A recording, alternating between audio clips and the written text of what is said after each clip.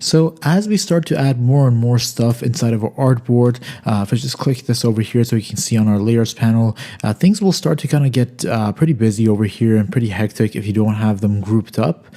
So that's why in our layers panel, we can actually group things together that are relevant so that later on we can have certain objects belong to a group and we can make edits easily and know exactly what belongs to what.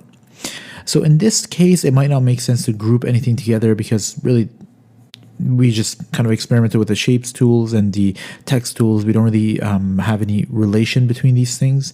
But let's actually just create another artboard by pressing A and just drawing an artboard over here. I just gone ahead and create another artboard, and I'm going to click escape to get out of that artboard tool. For some reason it created this artboard here. I'm going to delete that one. So yeah, inside of my artboard, I'm just going to go ahead and create some rectangles now. So I'm going to do, say, rectangle like this, and then I'm going to hit the T key on my keyboard and write a title, and maybe go ahead and duplicate this one using Command D, and whoops, I'm going to press V and go back into my select tool and maybe change this to description. And maybe I want to include these in my kind of square over here, and I'm going to create another rectangle just over here, and so we can use this sort of layout to maybe put images inside here and use these as kind of cards in our design, which essentially is an organization of certain things such as a description, a title, and a bunch of images, let's say.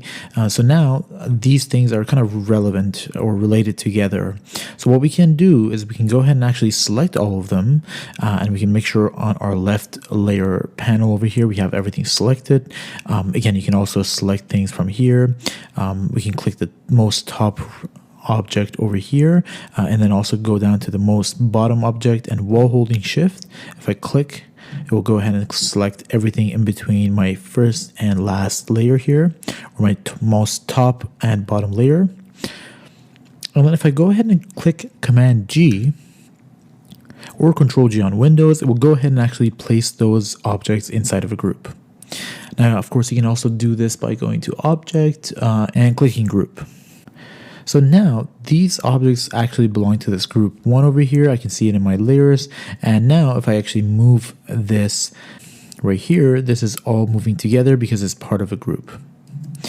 Now, just because things are part of a group doesn't mean I can't edit them individually. So if I still want to make changes to my title here, let's say, I can still double click into the group and then go ahead and select the title over here. Another neat trick is that if we're inside of our group here, if I want to quickly select something inside, instead of double clicking to go into the group, I can just go ahead and hold Command and then click what I want. That does the same thing. And we can go ahead, for example, like update this title to some other thing. Maybe do header. I don't know. Cool. So that's how you actually create groups in XD. Now, of course, my group here has a group 1 name right now, but if I go ahead and click on this group 1 or double click on it, I can actually go ahead and give it a name. So I can name it to card. So now we know what exactly this group has. And at any point, if you want to see the contents inside of a group, you can just click this little folder icon or click it again to hide those layers that are contained inside that group. Couple cool things. Using this hide option over here, I can go ahead and actually just completely hide that group from my artboard. So this is useful if you're working with something where 2 layers, let's say, are on top of each other, or 2 different groups are on top of each other, and you just want to focus on the one. And then you can go ahead and click this again to show them. You can lock this layer in place. So now if I actually go back to my design, I can't really make a change to it. And if I go here, you see there's a little lock icon, and I can click on it and then unlock it again. Or I can do that same thing from here. And you can also mark things for export. So let's say I want to export this whole group. I can go ahead and export it from here, or mark it for export so that once we're ready to export, it will be included as part of our batch export. You can also see this little check mark icon will show over here when we do have it as marked for export. But of course, we're going to exporting in future lectures. So that's essentially how you group things in your designs.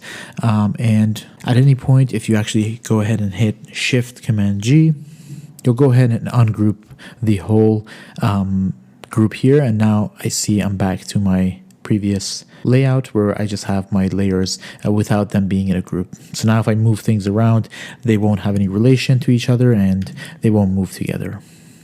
So again, to group things, select everything together and hit Command G or Control G on Windows, and that will group things together. Just as an example, if you remember, we played around with this repeat grid. Now you can kind of see how useful it will be if we're actually repeating a group. So for example, let's say we have an app and we want multiple cards to show up with different images and different text. We can actually do this, and we can even go ahead and replicate them throughout horizontally as well.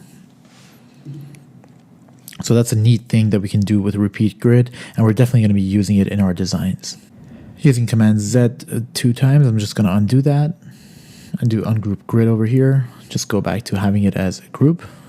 And yeah, so that's how you group things and organize your objects within XD.